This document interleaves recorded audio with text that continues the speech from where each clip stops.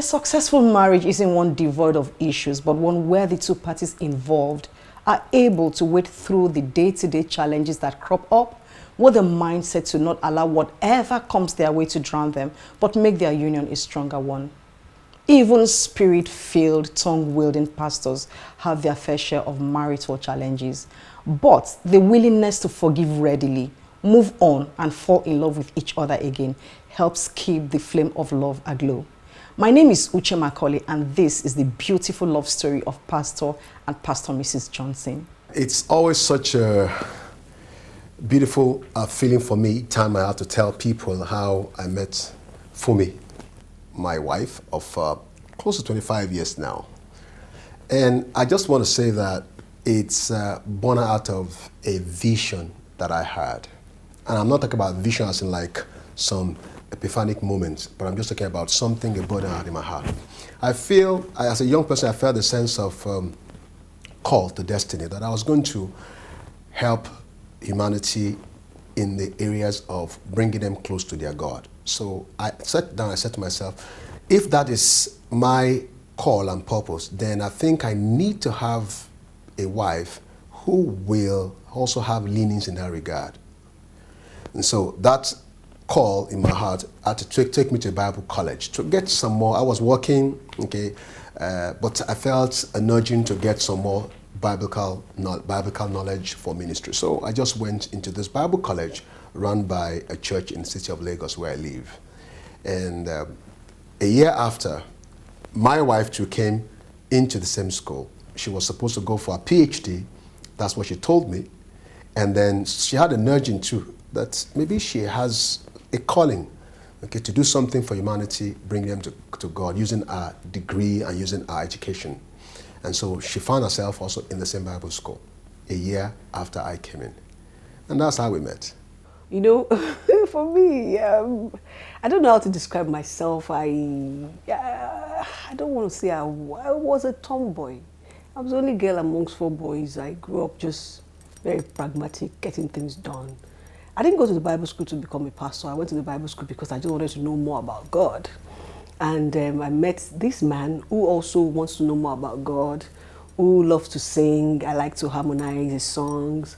And we just had so many things in common. And that was like, wow.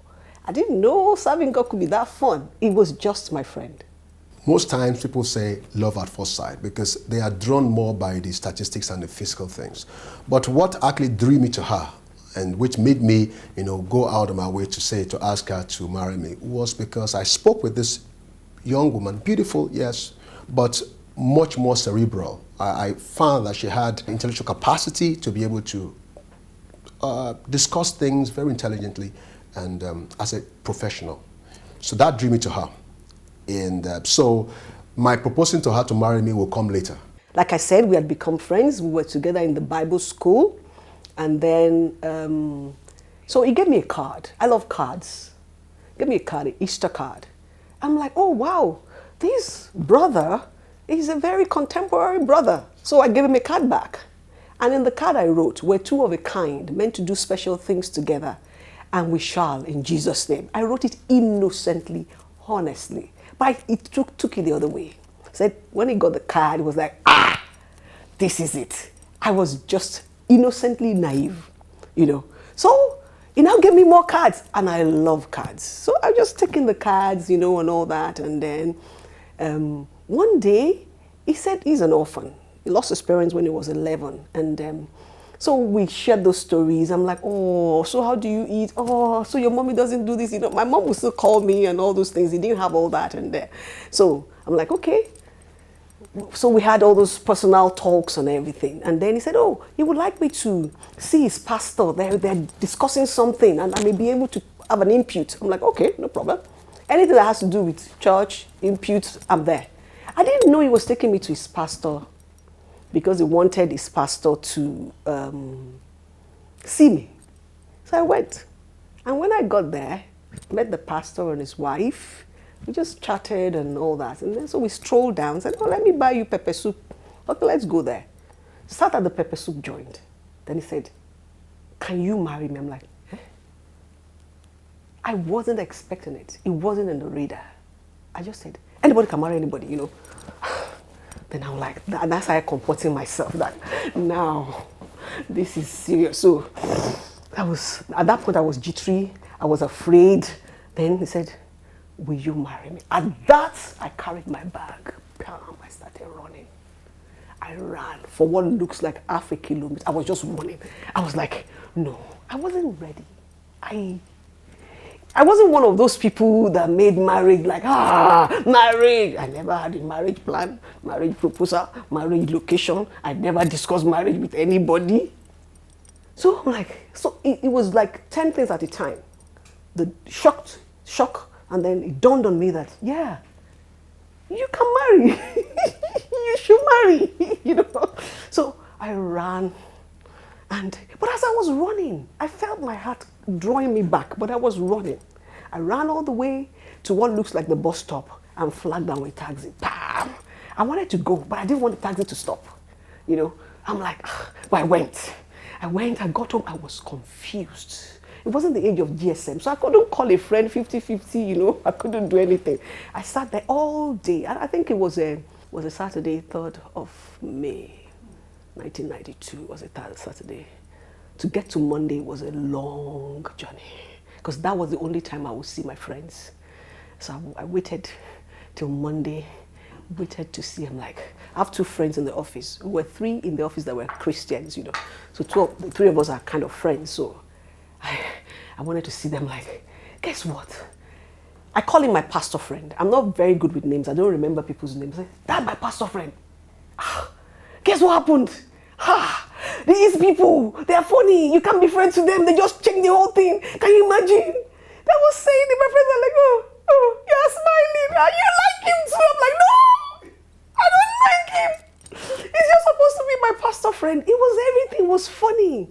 So I have one Spiro, Coco brother, amongst my friends, So that one said, let me go and pray. So he went into the toilet. After 15 minutes, he came out and said, it is well. I said, what is well? The other one said, stop it. What do you mean? You like him. Okay, let's analyze. I said, hey, how many times do you talk about him? How many times? They kept. I was still confused. Then I said, don't worry. We're going to fast and pray. I didn't fast nothing. I didn't pray nothing. They were fasting. Maybe they were in too because we all agreed we were, but I wasn't. Because I was just like, marriage? Is that how it works? More so, I had thought I was going to marry someone else that I didn't like. But, you know, I thought. So, it was a bit difficult for me, but it wasn't too long. By the following day, that other friend of mine drove me to where I was going to meet him. And then came down from the car, I can remember very well, marched forward and told him, Bratokes, it is well. That's the Spiro there. So I went there, sat down, and I sat down. I couldn't say yes. I had one diary, one small diary. I took the diary. Then there was a picture of myself in the diary. I was just one chronic SU. I'm laughing at myself. There was this passport photograph of myself in the diary. And I gave it to him. I still sat like this. I was SU. I didn't know anything. So he looked at it. I take that for a yes. Then he started speaking in tongues, started praying. I'm like, Akilo Ishele. I was confused. He was excited.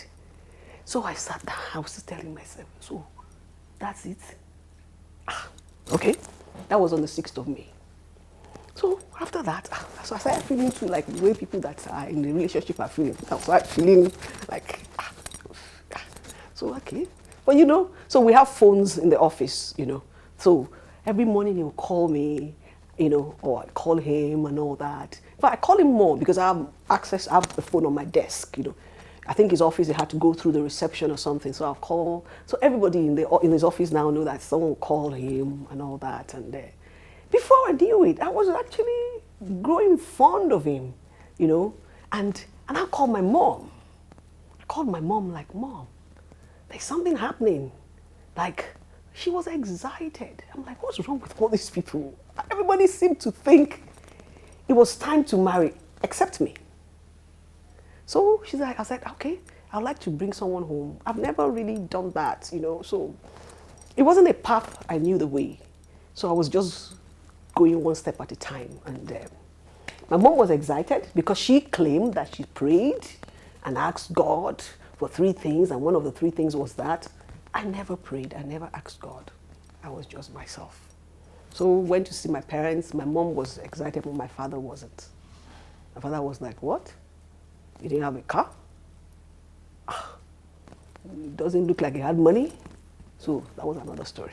It's an orphan? Did you say it's an orphan? Oh, then I said it's an orphan. I said, what? Orphan? For the first time, I saw being an orphan as a disease. My father was like, orphan?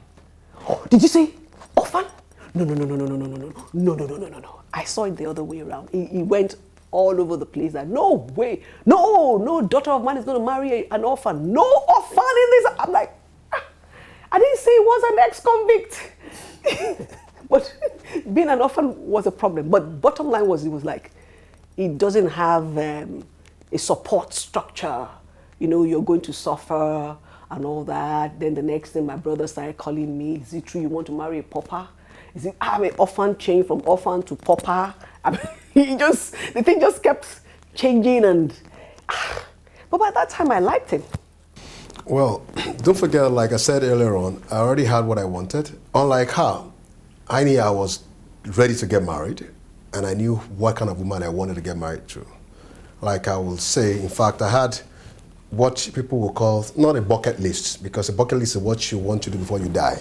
But let me just use bucket list as in like I had a list of my expectations of what I wanted in my dream woman, which basically meant that I was ready to get married. And I was intentional about it. The only thing that I wasn't expecting that I would meet the person I want to get married to in the Bible school where I'd gone for more biblical knowledge, but which happened to have taken place there. So for me, it wasn't any jittery. Which was why when I saw what I was looking out for, I knew it was time to pluck the fruit. I was nervous. One, because it sounded too good to be true. Because in those times, you know, we spiritualize everything. And it didn't come like a dream. It didn't come like a flash. It didn't come like a thus saith the Lord. It was real. A friend asking you to marry him. It just sounded too good to be true. And so I didn't allow all those physicals to distract me and make me not to want to go ahead. I was excited that he's my friend, because we had a lot of things we talk about that, oh really, okay, you believe in this too, oh really, oh yeah, you know. So, but I was shy. Because I didn't expect it. So it didn't make me to respond maybe in the more romantic way. So I just put a passport photograph of myself in the diary and passed it on the table. I didn't know how to. I wasn't a very outgoing person those days. I still am not. You know, I think the misconception about marriage is that happily ever after thing. We always think that when we get married, everything will just fall into place. Marriage is a place where, you know, 2 people have to harmonize their vision in line with God's vision. Like, this is what the will of God is for the world. This is what the will of God is for me. This is what the will of God is for my spouse. How do we bring all together? That's really the hard work. You don't love your spouse all the time. You don't like what they do all the time. But the big picture is, this is God's will. And that's my motivation, because I want to please God at all times. So if, you know, bending over backwards and now giving out some things that I would ordinarily not do to my husband is what will make me please God, then it is. When we have quarrels, it's easy for us to reconcile, because I'm going to pray later that night. I'm going to pray in the morning. So I just have to forgive him, even though I hated what he did. I had to forgive. So that's the hard work there. So for me, marriage is one place that it helps you to become faster what God wants you to be. And this flesh, nobody wants, flesh wants to be indulged. So in marriage, you can't indulge it. You wake up when you don't want to wake up. You sleep when you don't want to sleep. You have sex when you don't want to have it. You forgive when you feel like killing. That's the hard work. So it's not like a timetable of 7 days a week, we will bring out the laundry. No. It's also about suppressing your feelings and embracing that of others. It's actually living out what the Bible says in 1 Corinthians 13. You know, not suffer long, not have records of wrong. So for me, the hard work in marriage is one quick place to make you to be like God.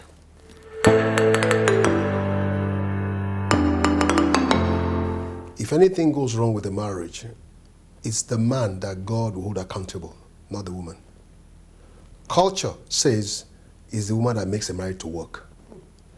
The Bible says when Adam and Eve sinned against God in the Garden of Eden, it was Eve that took the fruit from Satan. It was Eve that interacted with Satan. She took it, gave it to her husband. It was the husband that God gave the mandate to take care of the garden and keep it and cultivate it, including everyone in it, including the woman. It was man that ate it with the woman. When the judgment came, it was the man that God went to meet, not the woman who took the fruit. That will clearly show, and God is the institution, is the one who instituted marriage. So he gives us a blueprint.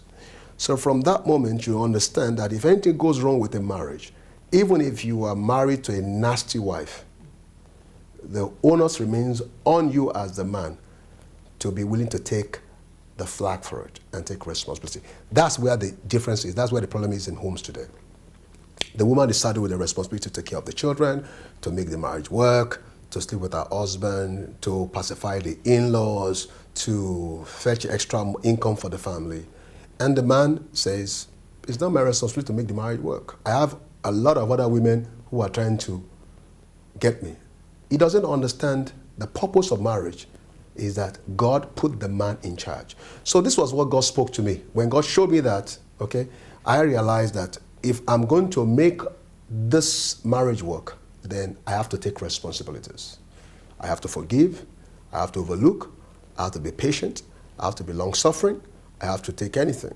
Many times I've had occasions where people said to me, we don't even understand why you are still in that relationship. And I say to them, it's not a function of whether my wife is nice to me or not, or whether she is good or whatever it is. It's a function of I chose to be in this marriage because I felt God wanted me to be it. And I know that God will come for me if anything goes wrong with it.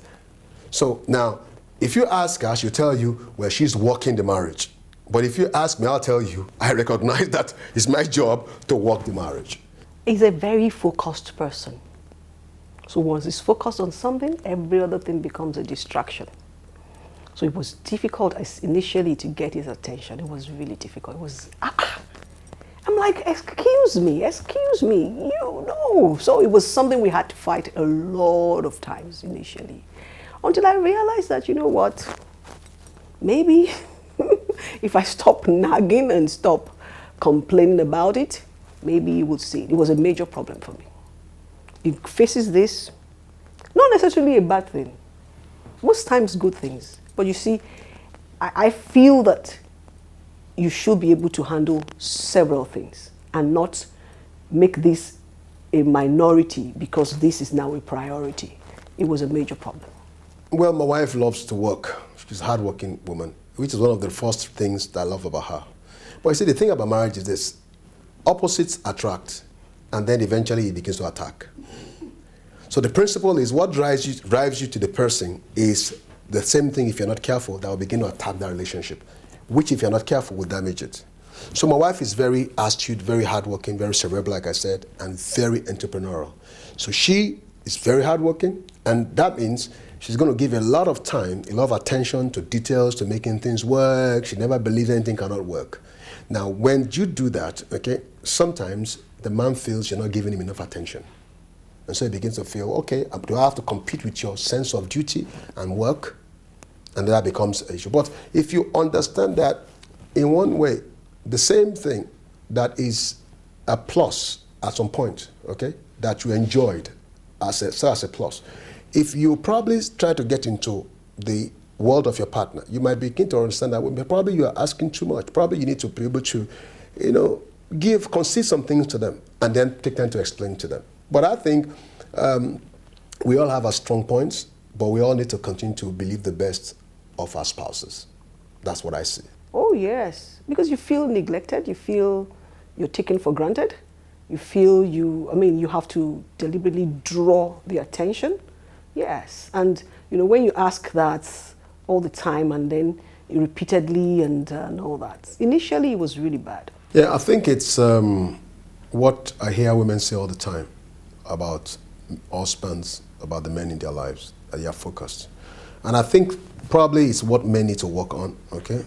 Try to understand what language you speak to get your wife, to give your wife a sense of worth and importance. Because as a man, men are very project driven. You want to be a project. When I was thinking of getting married, I focused on, I need to get married, this is what I want. I saw the woman and bam, I went for it. So it's something I think it's the conquering thing in the male, in the alpha male, to want to conquer, to want to get things done. So as it's good, it could also be a negative if it's not well, especially when you are involved with someone else. You need to know that this person is different, this person has feelings.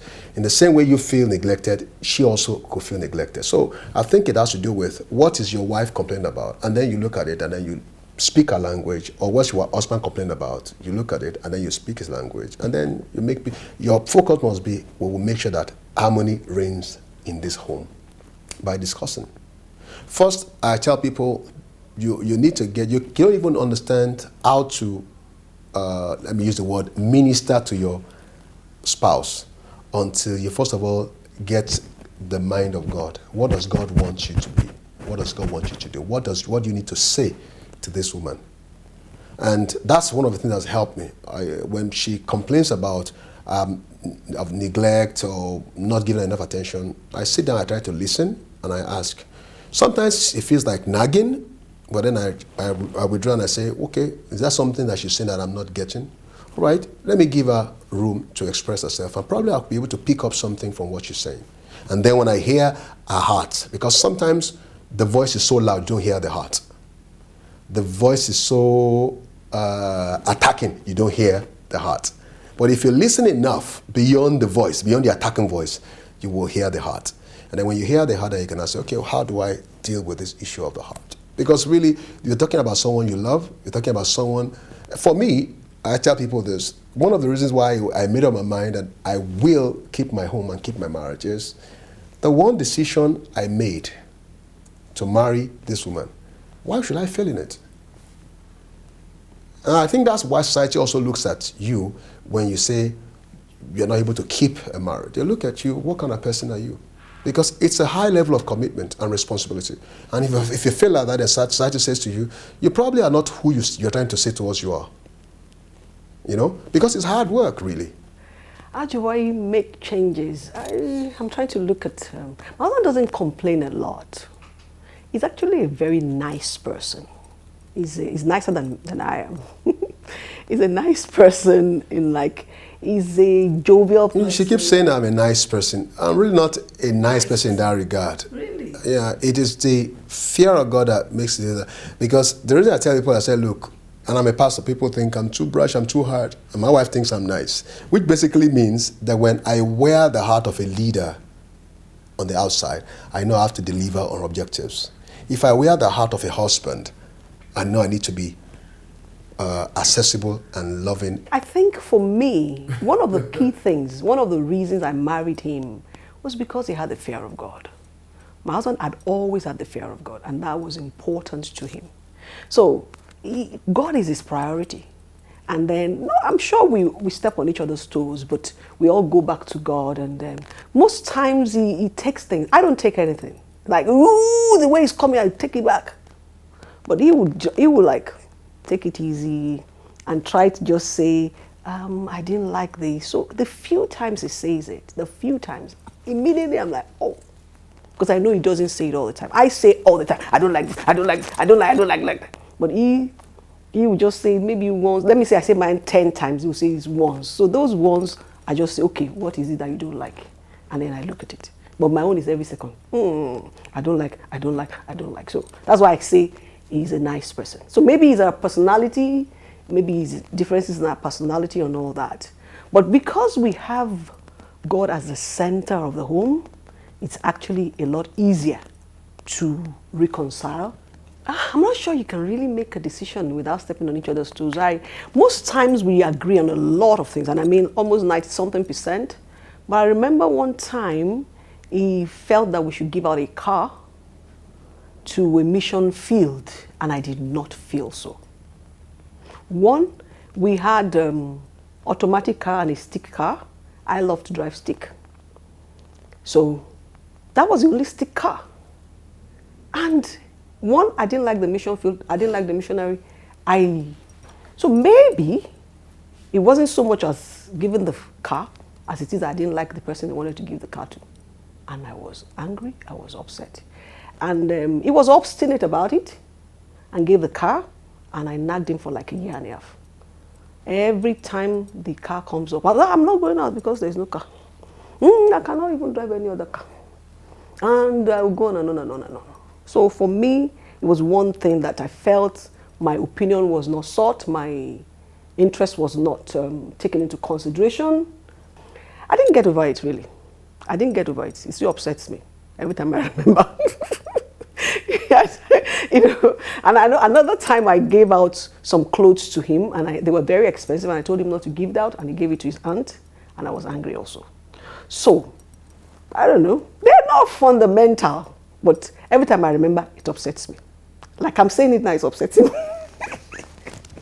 Well, the Bible says be angry but do not sin. That's why I say to her that I said, sometimes you just basically need to know that at every point in time, God must take priority. Pleasing God must take priority above your own selfish or ego tripping.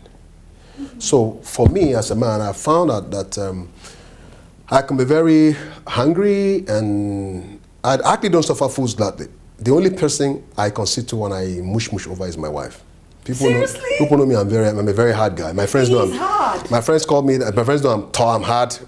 My members know I'm. That I say that you're nice doesn't mean you're not hard. My members know that I don't suffer fools gladly. So, but when it comes to controlling my hunger, because I understand one thing. Okay, that a word spoken wrongly can damage a good thing going.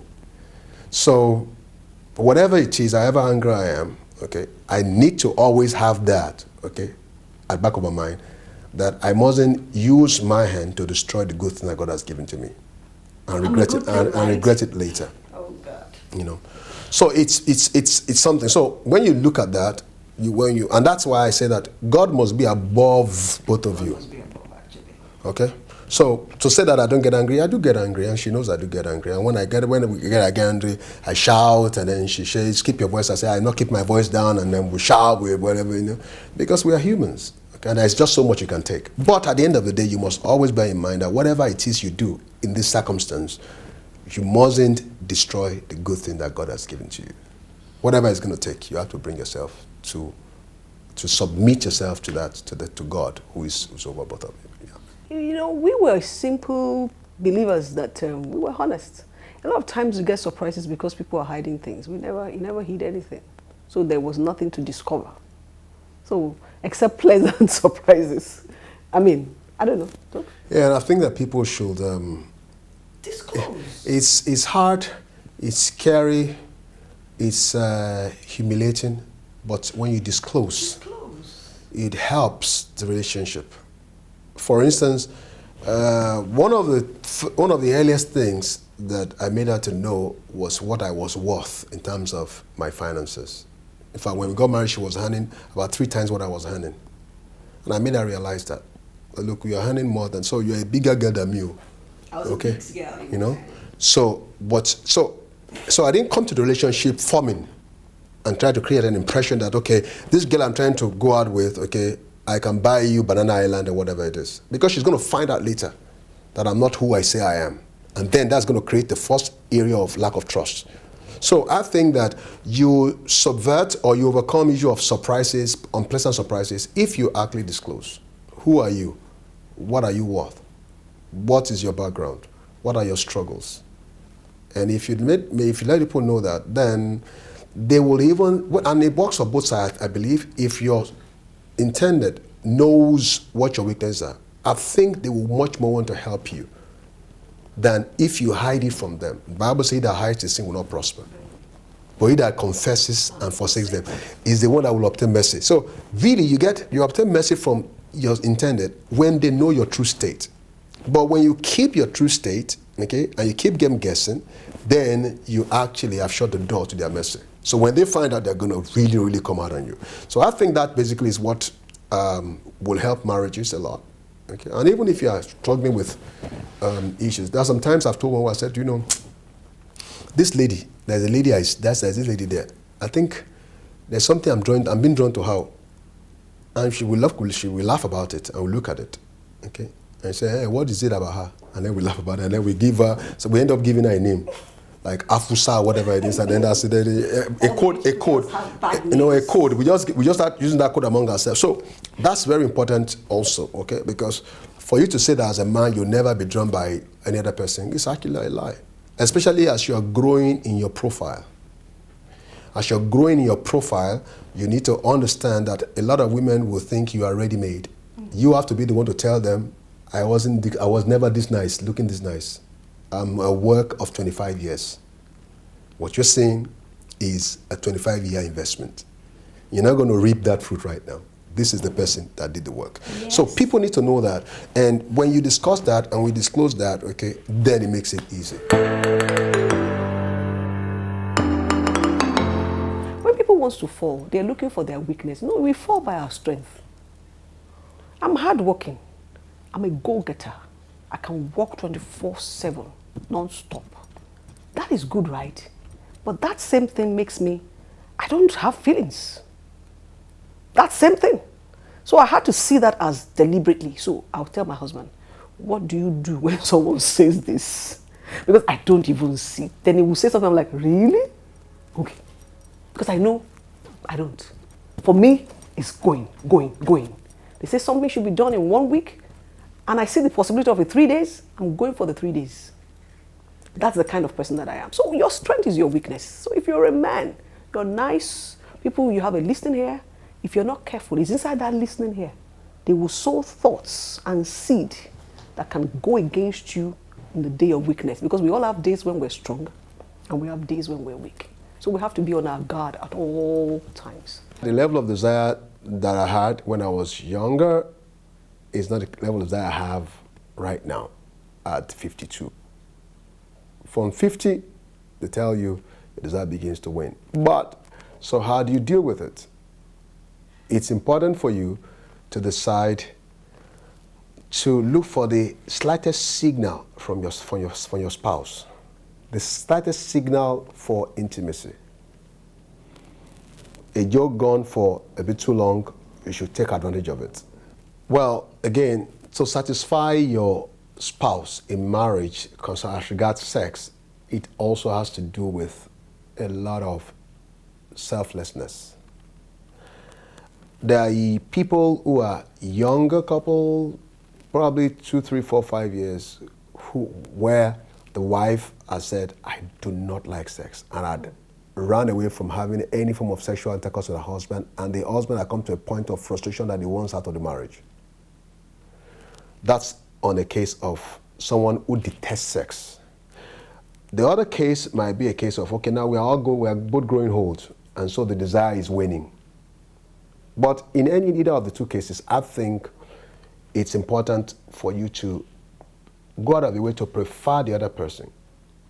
In my case, I would say, whenever I feel I'm getting so disinterested or we haven't had sex for a while, I look for the slightest inclination or suggestion, even if it's not there. I read meaning to every joke to make sure that we sleep together, because I also know that sex is a tonic to every relationship.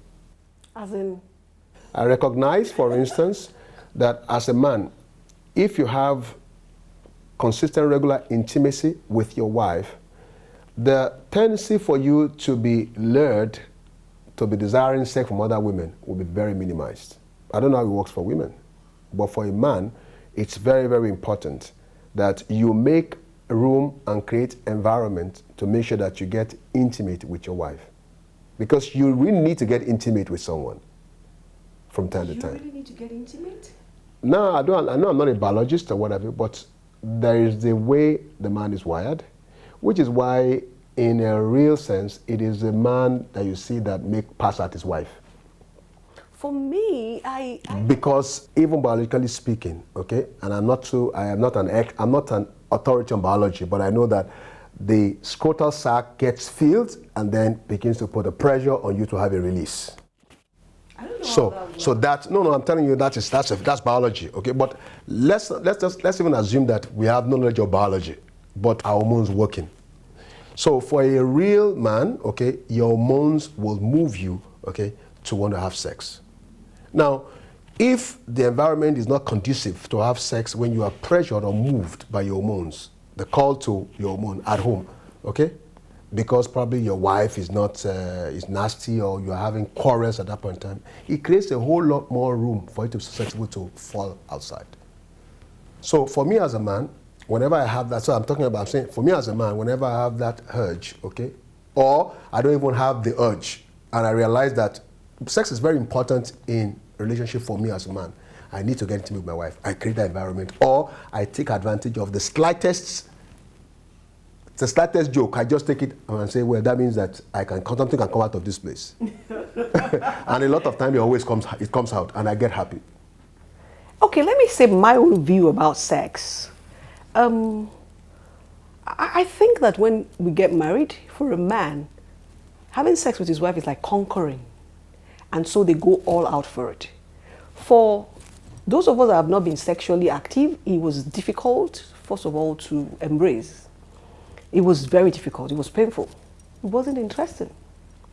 I loved the idea of the attention that accompanies the foreplay, but the real thing itself was really hard.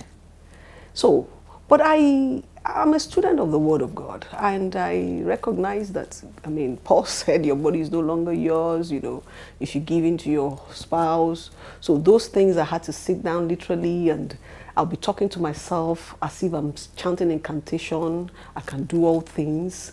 I would lock the door and cry a little bit. Lord, help me. It wasn't easy. It wasn't interesting. So gradually I started, talking to myself that you can enjoy it. Things are meant to be enjoyed, not to be endured and all that. So went through that phase, and I believe I started saying to myself, I can enjoy it. So now, every time we have to sleep together, it makes us talk a little bit more. And then all those sleep after, so no, you're not going to sleep. You're going to sit down and talk. So we made it like opportunity to be physically and mentally and every way intimate. So we talk more and all that. So gradually we were able to overcome the painful phase, and then got to a point where we can enjoy it. So I don't know about other people. For us, that's the way it worked for me. It wasn't initially interesting. Gradually moved on to some level of interest. And like also now that we're older than we used to be, the pressure isn't much any longer. And then if it's not working, say, it's not working, hold it right there. Reverse. Maybe we should now, let's lubricate or do this and all that. I haven't done this for like 25 years now. We can now, it's not difficult anymore. And then at the slightest signal, you can know that. And then sometimes you actually, like he said, you deliberately just create room for it, because you're like, you've gone on weeks and nothing is happening. Let's do something just to make sure that we're still together. Now, there are less frictions. We understand each other better. I just feel, yes, we're on track, and then we connect. We're like drawn to the same thing. We think the same way now, more than before. So that's what I think. When you are not Democratic Republic of Congo, why will you fight battles for so long? Even they are looking for ways to create how to solve the problem. But of course, we know that there is satanic intervention in marriages that creates friction, and the frictions never get better, they get worse. But having said that, I think that it's important for couples to be able to find a sweet spot, a common point of agreement to build love and harmony. And when you build love, harmony, and a healthy environment, then you get more and more emotionally attached. And the way you get to know that is when either of you have to go out of town for a bit of time, you begin to feel, like I told my wife, I said, you know, before, I mean, when you go out, because of the frictions and because of the woman wahala, whatever, when you go out of the country or out of town, thank God for 2 days. And after the third day, I begin to look through the window, I begin to go to the balustrade, I begin to go to the balcony and say, when is she coming back? Is she not coming back? Which basically shows that really, over time, there's a fusion of your soul. There's a soul tie, which is a healthy one. And so you cannot do without the other, because now there's so much harmony and so much emotional attachment. And that's a good thing, which is basically what I think marriage is supposed to achieve. To me now, love is actually understanding what God wants for you and for the other person and doing it. I mean, not necessarily your spouse, anybody. Anybody, because when you love someone, you're committed to their well-being, you're committed to what will make them happy, and even if you have to pay a price to achieve that. So right now, I see marriage as a place of unity where two can achieve much more than we can achieve individually. And for me, that's it's difficult. I don't know how to say I love you. I remember my husband says I love you, and I'll say, oh. And now I'm trying to say, because I don't say what I don't mean, because I don't understand what that love means, you know. But now I'm really trying to say I love you, because I look at him and I really, really do love him. I'm like, I actually do love you because I've given up everything. So maybe love means sacrifice.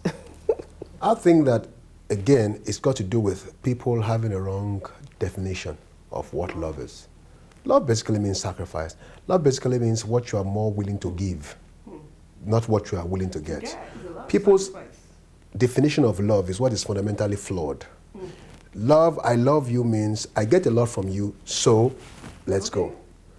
I don't get enough from you, so back off. But God so loved the world that he gave. So every time you say love at play, it must cost the one who is talking about love. So it's sacrifice. And I think that that's why marriage cannot stand on anything other than love. It's got to do with sacrifice. The person who loves the more between both parties is the one who's sacrificing the more, who is willing to sacrifice the more, okay, out of the two parties. So it's not just enough to say, I love you. It's much more about how much have I invested or willing to sacrifice for your well-being. That's a good sign. Of course, it's good to say I love you, because then we are supposed to be expressive, to verbalize. It helps too a little bit. But much more, I think your definition of love is perfect, and that is actually godly. Love is sacrifice. Two is better than one. That is one major lesson I've learned. That you know, there was a time I felt like my husband said, I work hard, I do a lot of things. And I will be going and I feel like I'm doing it all alone. And then God spoke to me specifically that the way it works in marriage is, if you are spouse A and you put in 90 and spouse B puts in 10, that every time he scores marriage, he scores 100. And even if it takes one to make it 100, that's what he's looking for. So it doesn't matter whether you are putting in 99 and one is putting 1. And you'll discover that always at one phase you will be putting in 99. The next week, it may be the other person that will put in 99. It's never 50-50. That's one thing I've learned. So sometimes it will be the one doing everything, and I do just minimal. Some other times I'll be the one doing everything, and I do just minimal. But God is always looking for 100. That's one lesson I've learned. That whatever you're given is a part of a whole, and is equal to that other part. And that taught me selflessness. It taught me to give more. It taught me to understand sacrifice, you know, and so there's no resentment. And then it also, we translated it to how we raised our children. We sacrificed for them, you know, depriving and denying ourselves some comfort, some level of, you know, comfort, yeah, just to make sure that they have what they wanted. I remember those days when we would travel, look for the cheapest ticket and, travel the worst airline, if there's any such called airline, in the worst class, if there's any such class, just because we want to give them exposure, beyond what we had. And then we went to Dubai one time and we had to carry food from here, that at least we would be able to eat, stayed in a hotel apartment that we can cook, just so that, have you traveled before? And then we will stay so that they can go to the Wild Wadi and this desert safari and have the funds, and all that. And I mean, severally. So we two together, then because we have a common goal. So when we agree, sacrifice time for the children, we both do it. It's not like, oh, I want to buy my sports car now, whilst no, we kept doing it. And so we were able to achieve more because we work together on common goals. So 2 is better than 1. I don't care how good you are individually. When you come together, sometimes I just need him to stabilize me, Sometimes I'll just say, Tokumbo, just talk to me, just talk to me, And he's saying those things and I just feel, his words just become like the word of God, medicine to my flesh and healing to all my bones.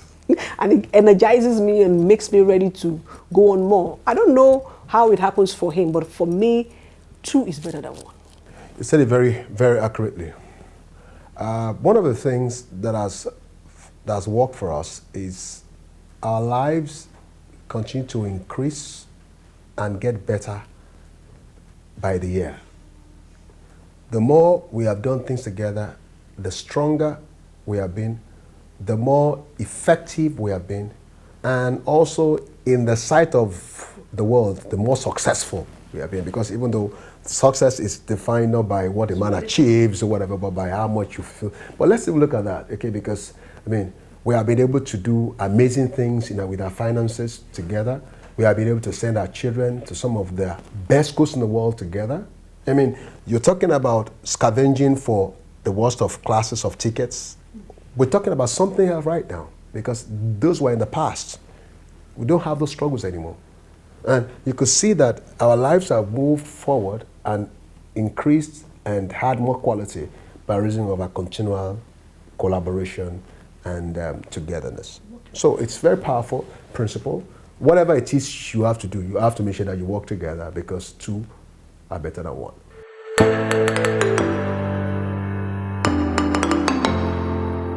I think women should stop being desperate.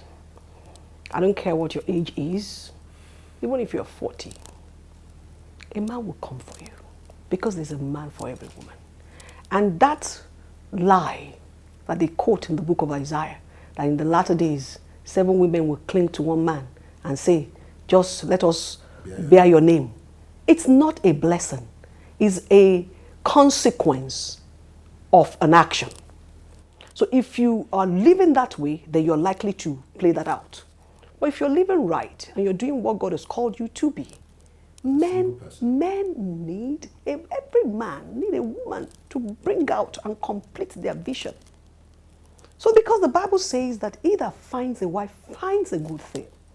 So woman, I'm talking to the women, don't be desperate. I told you in my story, I didn't even think about marriage. Marriage found me. Yeah, I was 25. Say, but me, I'm already 42. Don't be desperate. Marriage will find you. Because a woman is an incubator. We are womb man. We are the ones that processes the vision. We're the ones that multiplies the process.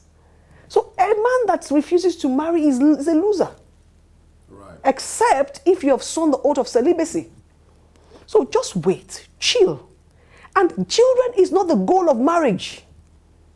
You don't marry and so, I'm already 42, and now if I don't marry early, I won't have children. Excuse me. You can adopt, if that's your problem. When you marry, there is more to marry than children, because these children, they will soon go. No sooner they come, than they are left to. Because by the time they're 18, 19, they have their own vision, they have their own plan, and most people go back to destroy their children's home, because they are not grounded in their own life themselves. Before husband and wife came into the scene, God said, I'll give you a wife. Adam said, now this is the bone of my bone, flesh of my flesh, and she shall be called woman. Say, for this reason, A man will leave the father and his mother. There was no father, there was no mother on earth at that time. So your assignment, you are just carriers, you are couriers for God, bringing in the children. So children is not the total goal of marriage. It's actually two people coming together, executing one vision for God. That is the goal. And that's why a man must have A vision. I mean, for one of the most frustrating thing in marriage is a marriage, a home where the man has no vision. Men have careers, they don't have vision. Because then... They think their career is just to pay school fees, pay house rent. That is it. That's a career. Yeah, because That's then the vision. the woman has nothing to work with. She's so wired, so empowered, but she has nothing to work with. Give a woman a vision and let her go on. She's not eating, she's dry fasting, just to make sure, because she has seen something that needs to be executed. So we need to go back and understand what is God's intention for marriage. And every man can only get his life's purpose and life's vision when he himself is submitted to the God who made him. And that's why I always tell people, it's not about fancy. You get to get God. You can't be a great man if you do not know God. Because he made you and he knows what you are wired to do. And once you find him, then he will put in your heart what he wired you to do. And once you begin to go in that direction, trust me, a woman is there who is wired to help you achieve that. And that's it. Perilous times will always come. Difficult times will come. I mean, let me look at our experience. Difficulties of background differences, style of doing things. I'm a choleric melancholy. Very bad combination. Moody, lonely, yet go-getter. My husband is a phleg sanguine, happy-go-lucky, getting things done. So we would always clash. If I hear noise now, I'm out. My husband sits and considers what to do. That was a problem for me. So if you're going through difficult times, just please name it. It's common to man. There is nothing that is happening to you that has not happened before. Don't let anyone deceive you. If anyone tells you that doesn't have a problem in his marriage, it's a lie. It's a liar. It tells lies and tells the truth not. So everything. So I learned to live with other people. So you have to learn to live with other people that have a different temperament from you. I learned to forgive quickly. You have to learn to forgive quickly because you have to pray the following day. So those are the things you're going through. Say, oh, he's abusive. If you have a spouse that is abusive, seek a counselor. I was going to say that. Seek a counselor because you don't want to be dead. We've had cases where women are killed. A man that lifts up his hand to beat his wife is a weak man. It even helps, apart from even the issue of extreme issue of abuse, getting killed or whatever it is. There are some times when, and I think this happens in the first 5 years of marriage, where you are trying to settle into the marriage. You have a lot of issue in your hand. It might help. We've had to seek counsel. I think in our 5th year, we got to a point where we were drifting apart. We couldn't talk. We couldn't agree on anything. We were always at loggerheads. I mean, this man and woman that you are seeing that are talking right now. We had to seek counsel from our pastor, who sat us down for like 3 hours. Took my wife in, spoke to her, took me in, spoke to me, then brought us together. Even after that, we still got home, and for another couple of years, we were still trying to figure out whether what they said to us made sense. So, couples who are having problems in their marriages, at the early stage, you need to get biblical counsel from a trusted, pastoral, godly person. Not someone who doesn't understand or someone who is biased. Okay, someone who will look at both of you and counsel you properly from the Word of God, because that is the constitution that regulates actually a healthy marriage. So having said that, then you now take from there, okay, to go on and begin to look at, okay, what does this Word God say that I need to do as a husband? For instance, as a man, when you meet with these challenges, like I said earlier on, you need to be able to say, I take responsibility for whatever goes into this home. And whatever it is that's going to happen, I must do everything to make sure that my wife is happy and that I did not break covenant with the woman that God has given to me. Now, once you make that decision, then you'll be clear-headed. No, another thing is you need to isolate if your problem is externally driven or internal. A lot of times if you're having in-law issues and all that, that's another thing. But if your problem is like between the two of you, Right. that's another thing. You know, but bottom line is, a multitude of counsel, there is safety. And then burden shared is burden halved. Ask someone that knows about it. And I believe that you'll be able to. But there is no marriage that doesn't have problem. But every problem can be solved. I'm hoping and praying that this will provide that counsel for someone out there who's just watching this telecast. I would advise couples not to go to their immediate family because they would be biased. But there are trained counselors. There are ministers of the gospel who are not on their second, third, and fourth marriage, who will tell you the truth. There are those that have made mistake who will be honest enough to say, I blew it. You know, there may not be a lot all over the place, but I know that people that you can go to, because sometimes it's hard. And sometimes when you hear someone say to you, it's common, that alone pacifies you. Because sometimes we feel that we're the only ones going through it. You know, I remember then, late Pastor Beam told me, woman lady, what is wrong with you? Sit down there. No, I just drove out of the house 5 minutes to 12. I'm like, I'm just tired. Tired. I couldn't even explain what I was tired of. So when I got out of the gate, and Anna was asking, where was I going to? So I drove all the way. It was our best man's house, and there was no GSM. So my husband didn't know where I was, so he went to pastor's house. And I was like, where would we find her? Of course, by the daytime, my best man was trying to look for. And at the end of the day, we can't even find out what the problem was. It was just differences in how to handle the same thing, you know. And when you think your own opinion is better. And then she just said, like, you know what? Don't kill yourself. Sometimes do it even when you know it's not going to work. That was counsel. And that was all she said. Yes, I agree with you, it's not going to work. Then what stops you from doing it?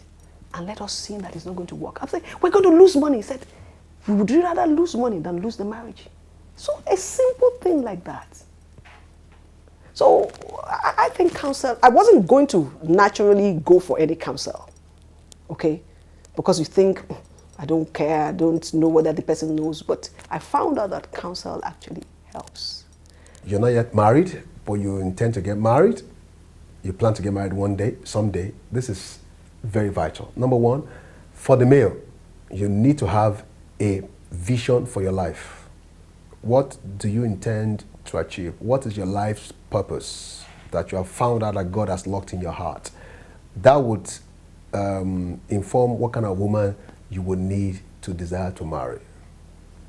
If you are involved in some work, it's important for you to look at what kind of a woman will fit into that role to help you achieve that.